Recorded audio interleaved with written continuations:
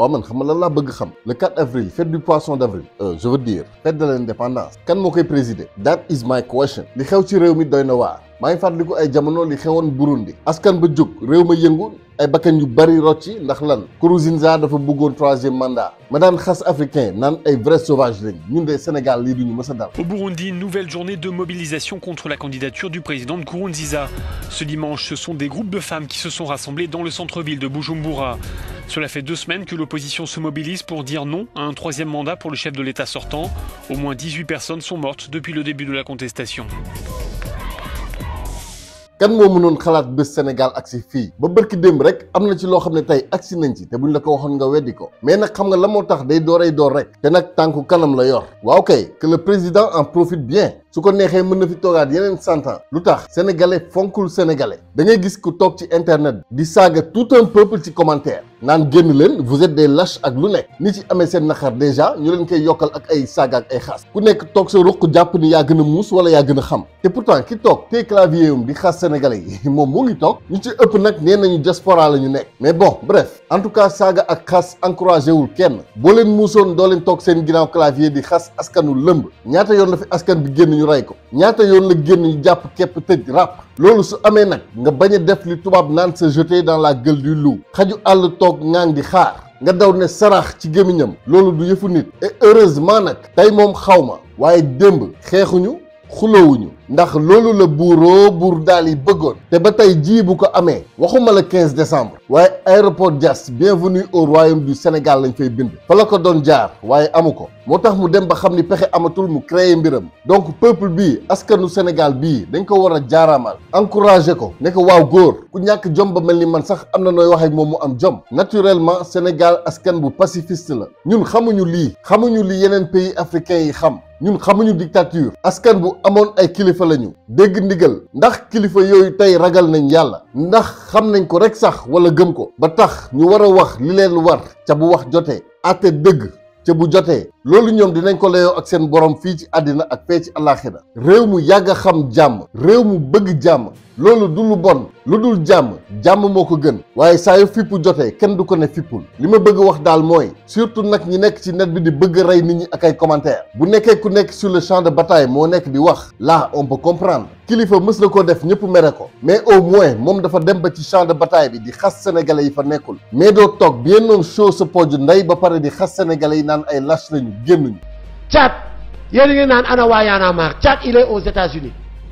di traité feebar bu méttee ñuy opéré non dama leen koy wax ñuy opéré bopp bi di ko xotti di opéré gémmiñ gi di ko xotti ndax lan ay dóor il faut arrêter d'être ingrat non des fois il y a des gens qui sont ingrats il faut les répondre franchement su ma jugoon wan la suma biir bi ñaari opération lañ ma def fii dañoo xotti suma biir bi fii xotti suma biir bi fii on a souffert pour ce pays nous avons tout donné pour ce pays te nous allons continuer de tout donner pour ce pays. maa ngi jégalu nag képp ku ma xam-xam ni je fais toujours tout pour bañ a waxee xol mais franchement fi réew mi toll dina fippuloo bépp góor li lay wan ni dëgg-dëgg Sénégal benn bopp la ku ko jéem a xar ñaar xaru mooy nii sax maa ngi gis ñuy désolidariser wu ak buur daali ñi àndoon ak moom di ko défendre ñoo ngi mel ni ñu xam ni tey ni caaxaan jeex na yàlla na leen yàlla teg ci yoonu njub waxuma joué katu film yi nag ay ñoom Anta Babacar mel ni ku nekk Hollywood basta quoi. Que rien ne nous arrêtera. Rien ne nous arrêtera. Ça, c'est notre droit le plus basique. C'est un droit citoyen. On a rendez-vous avec le peuple sénégalais.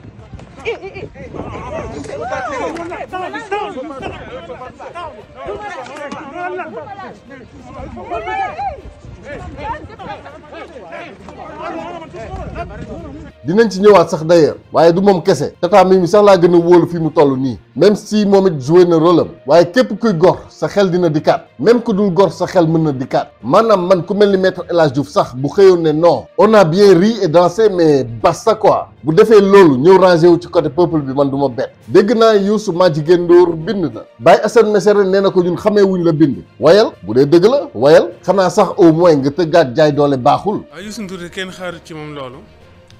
texte kenn xaaru ko ci moom ndax yaakaar naa ne si biñ ko xamee ba léegi fu réew mi toll rek day génne aw way teg si taabal yi aw way la ñuy xaar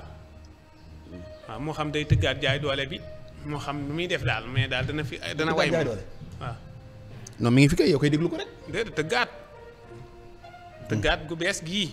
leeral ko ba mu leer nañ moomale ko président Macky Sall ni ko adressé naa la way wi dédicacé ko bu noppee ñu def ko album yët ko palais waaw foofu daal la ñuy xaar ci moom mais xaar ñu si moom ay texte muy bind daan def réew mi toll mu génne aw way bu courant bi coupé mu génne way lépp lu toll mu génne way taxaw askan wi te ba fi mu toll nii mën naa continuer des ak askan wi donte barasti ko woon na ba tànk bi tarxiis bu génnee am na album bu muy génnee jagleel ko président Macky Sall dana ñëwaat. waaw day ñëwaat waaw dana ñëwaat fi mu nekk nii dina ñëwaat kii nag Zahra nag kooku ngay wax kooku moom dañuy rafetlu génnam képp ku bokk APR daal fi mu toll nii man soo génnee wax dëgg yàlla dinaa ànd nangul waaw. yéen nee woon ko génn nañ ko xëccaat. waaw booba dañoo xam ne jeex na mais maccaat mii laa la wax. waaw maccaat mii si des. boppi jën yeeg yooyu képp koo xam ne topp nga sa maccaat ma di ngër-ngëri ba yàq yàlla xam ne doo am ku la ko moytal da nga am problème nañ bàyyi maccaat mi ñoom ñëpp ak borom maccaat bi.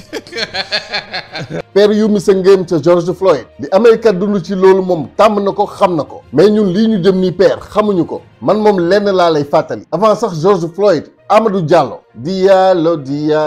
similar to Stephen Biko right l'homme n'est naturellement bon c'est la société qui le corrompt waruñoo daanu ci piège bi naam waaye nag il faut que ñu xalaat suñuy doom ak suñuy sët waxtu jóg jot na képp ku nangul buur daal di nga ko digaaleeg sa borom te bu benn sénégalais nangu benn dof di la découragé ndax yii la ñu yàlla dénk doole làmmiñ ak xol bu injustice amee mënoo cee def sa doole dénoncé ko wax ko ñu dégg ko ak sa làmmiñ boo ko mënul métit lu ko sa xol ci xeex bi la bokk en tout cas li ñu soxla dëgg mooy booloo doon benn ndax tey ñi gën a naafeq ci réew mi sax xam nañ que ni lii du yoon te buur daali mu ngi ñàkk ñu bari balaa yàgg il risque de se retrouver bien seul fi mu jëm yàlla buñ fa àgg ak moom sama askan sikk na lool waaye mérité wul lii man de awma doole awma baat waaye sañ naa ñaan saa borom mu dooleel sama askan musal ñu ci gan goo xam ni nee na moom nganam jeex na sax waaye day ñëdd bool tey de en tout cas ñëpp Sénégal la ñu amee tubaab yaa ngi toog seeni plateau naan Sénégal mii nga xam ni moom lañ daan wax moo am démocratie ndekete yoo Sénégal daal moom ak i moromam kiif kiif quel gàcce. Manifestement il ne veut pas quitter le pouvoir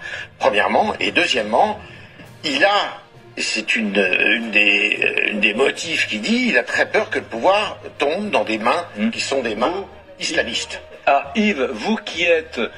qui vous occupez beaucoup de l'Afrique dans le quotidien Le Figaro, pas que, vous faites bien d'autres choses, mais vous avez réussi à lui parler quelques instants vendredi soir au président sénégalais Macky Sall. Oui, je l'ai eu au téléphone. Que vous a-t-il dit? Quelle était son idée, son projet? Je lui ai demandé, mais comment vous faites et comment se fait-il que